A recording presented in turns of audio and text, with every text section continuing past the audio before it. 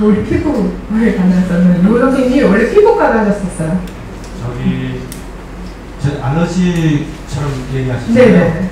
알러지 있으신 분들 보면 전 얘기 드리는 게 장벽이 다 약하다고요. 장벽 얘기하는 거는 몸을 싸고 있는 베리어 얘기를 하는 건데요.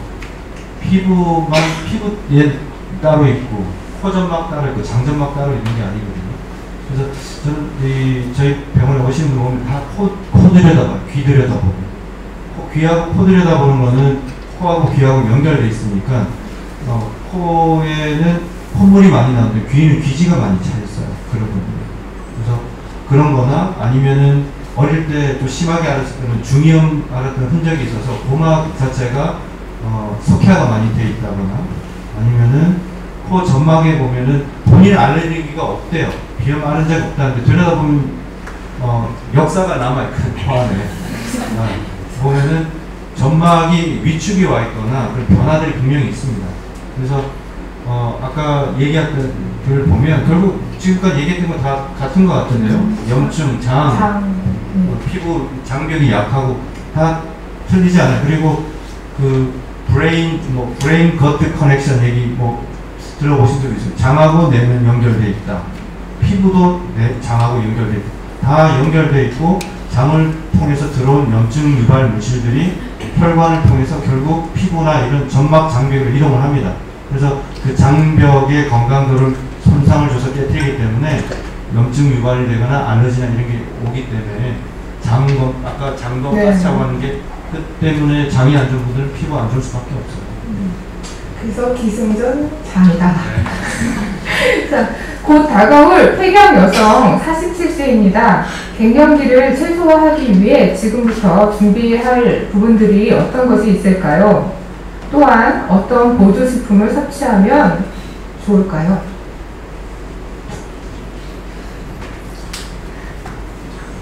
네, 이게 사람들이 항상 물어보는 게 뭘 더 먹으면 좋을까요? 항상 물어봐요. 이미 많이 먹겠어요. 그 안에 다 들어있거든요. 근데 몸에 문제가 생겼단 말이에요. 그러면 그 중에서 안 먹어야 될 것들을 빼는 게 사실은 훨씬 중요합니다.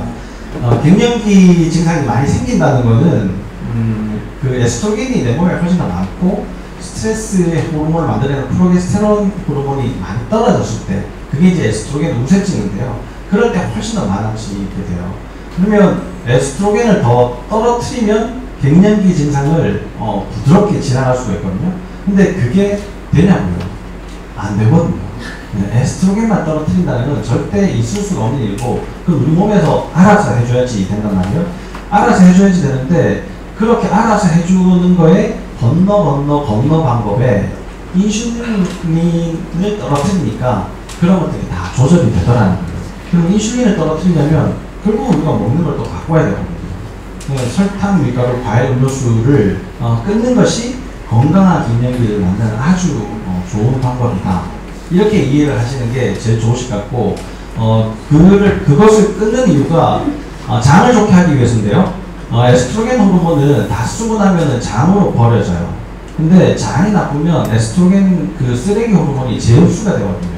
그러면서 다시 에스트로겐 우세증을 겪게 되는 경우들이 굉장히 많이 있단 말이에요. 그래서 장을 건강하게 해야지 되는 게 아주 중요합니다. 그 장을 건강하게 하는데 인비톡스 굉장히 큰 역할을 그래서 많이 드시면은 아주 좋을 것 같습니다. 선생님 광고하신 제 3세대 유산균이에요. 그래서 좋을 거라고 저는 확신합니다. 좋으니까 카페에서 공부하는 거예요, 정말. 다음 질문할게요. 콜레스테롤 약 복용 중이고요. 골다공증 주사 맞고 있는데 계속 그렇게 해도 되는지요? 늘 허리가 아픈데 자율신경에 문제가 있는 건지요? 2시간 넘게 서 있으면 발바닥도 통증이 오는 이유가 그것 때문인가요? 이 질문을 하시는 분이 누구신지 처음에 질문은 뭐였죠? 콜레스테롤 약 복용 중이고 또 골다공증 주사도 맞고 있어요. 네. 계속 이렇게 되나요? 네, 계속 해도 될 것 같습니까? 제가 한번 물어볼게요. 네, 안 될 것 같아서 물어보신 거죠. 약간 좀 이상한 것 같아서. 지난번에 강의 들었을 때 약 안 먹어도 된다고 했고 안 된다고 했어도 안 맞아도 된다고 그런 좀 빠져있는 거 있었고 그래서 병원에 가서는 또 그렇게 그런 얘기 전혀 안 하시니까 몰랐으면 그냥 병원 가서 있는데 그런 얘기 듣고 나니까 계속 해야 되는 것들이 알아야 되는 이제 콜레스테롤의 문제, 골다공증의 문제는 결국 우리 몸의 염증과 굉장히 밀접한 관련이 있어요. 그래서 염증을 줄이는 게 제일 중요하고 우리 몸에서 평상시에 염증이 제일 많이 생기고 제일 골치 아프게 흔하게 있는 데가 장이거든요. 그러니까 장을 잘 관리하는 게 골다공증 예방, 그 다음에 콜레스테롤 약 끊기도 엄청 도움이 됩니다. 그 장을 건강하게 하려면 뭐 필요하겠죠?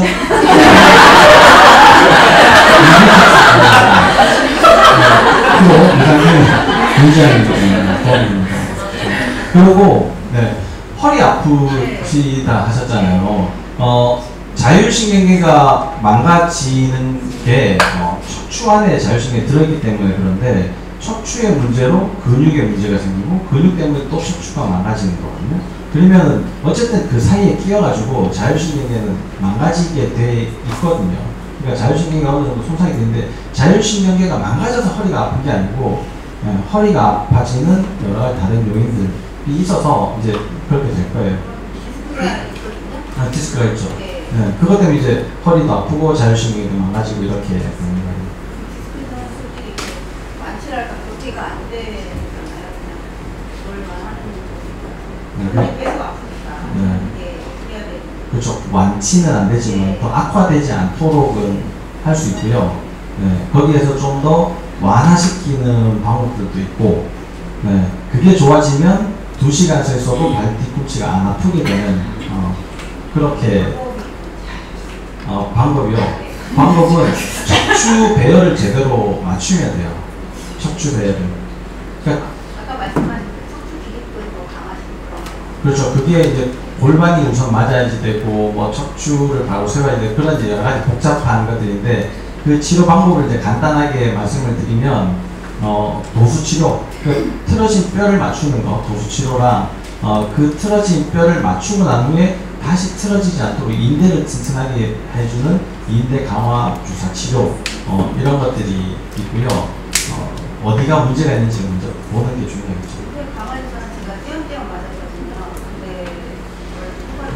유산균도 띄엄띄엄 먹으면 효과가 없어요. 좋은 유산균인데 띄엄띄엄 먹으면 효과가 없어요. 제가 봤을 때는 프로로를 제대로 하고 있는 김준영 선생님 병원으로 계시는 선생님 유산균 지금 먹고 있고요. 제대로 계속 먹는데 그럼 콜레스테롤 약 끊으실 수 있겠네요. 있어요. 먹고 있는데도 콜레스테롤이 올라가가지고 아까도 제가 말씀드렸는데 콜레스테롤은 죄가 없어요. 걔가 나쁜 놈이 있고 사실 착한 놈이 있는 게 아니라 콜레스테롤 아까 얘기 드렸잖아요. 간에서 대부분 만들어진다고. 근데 이게 우리 그러니까 콜레스테롤 가지고 호르몬도 만들고 세포막도 만들고 하니까 우리가 필요하니까 만드는 거거든요. 저는 이렇게 얘기를 해요. 공사장에 현장 소장님이 있는데 출근을 하니까 자재가 막 많이 자기도 몰랐는데 근데 이 모르는 자재를 빨리 야 이거 뭔지 모르고 치우라고 얘기하는 거예요. 그 콜레스테롤 약을 먹는 거는 비율을 그렇게 설명을 드려요. 그럼 이게 왜 배달이 되어 왔을까를 생각해야 되지 않나. 하자가 있고 보수할 게 많으니까 콜레스테롤 많이 만들어서 내가 어저께 회식하고 왔더니 나는 못 들었는데 온 거예요 콜레스테롤. 그래서 콜레스테롤을 어떻게 잘 쓸 건지를 생각해야 되는데 자재를 자꾸 치우는 게 우리가 고지혈증 약을 먹고 있는 거다라고 생각하시는 게 맞는 것 같고요. 그리고 기본적으로 모든 만병의 근원은 제가 얘기하는 게 저강도 염증입니다. 저강도 염증.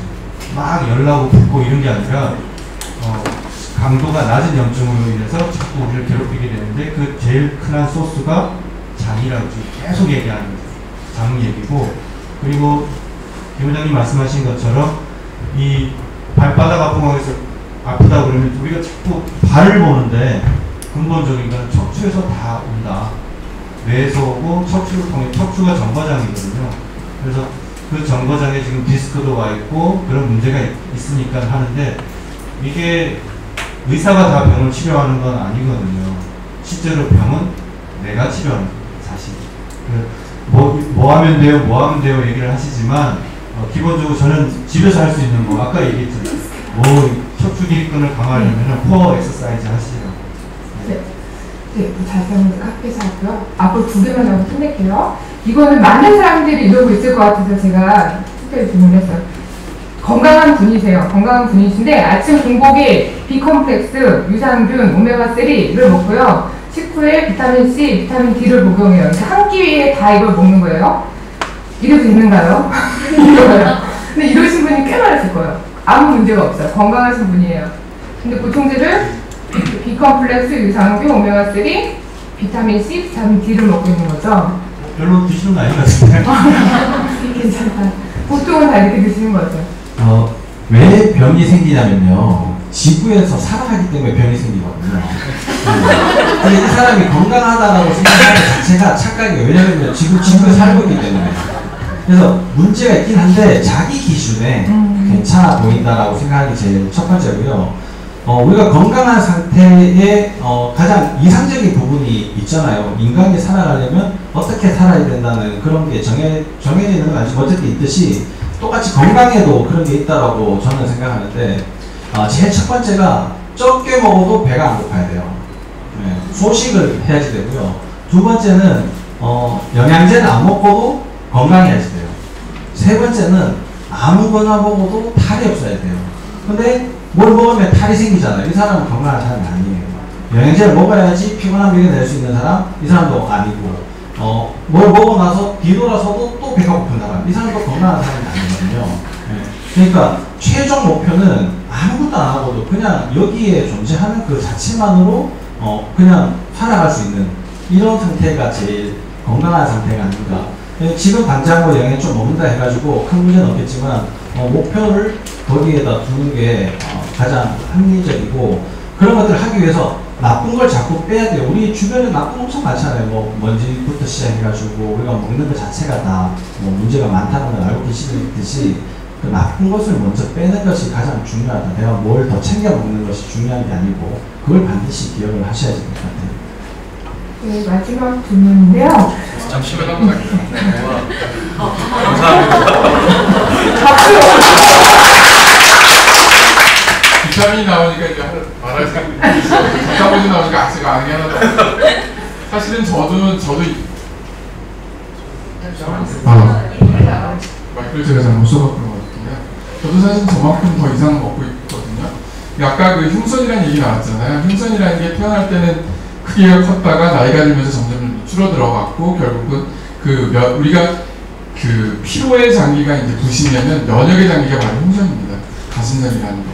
그래서 거기서 이제 사이노신 알파뿐만 아니라 다양한 이제 효소들이, 호르몬들이 나오지를 분비가 떨어지면서 우리 몸에 NK나 T세포나 얘네들을 활성화시키는 게 억제되면서 암이 발생하는 것처럼 점점 이제 똑같은 음식을 먹어도 젊었을 때는 소화가 잘 돼요. 근데 나이가 들게 되면서 똑같은 음식을 먹어도 흡수율이 떨어져요.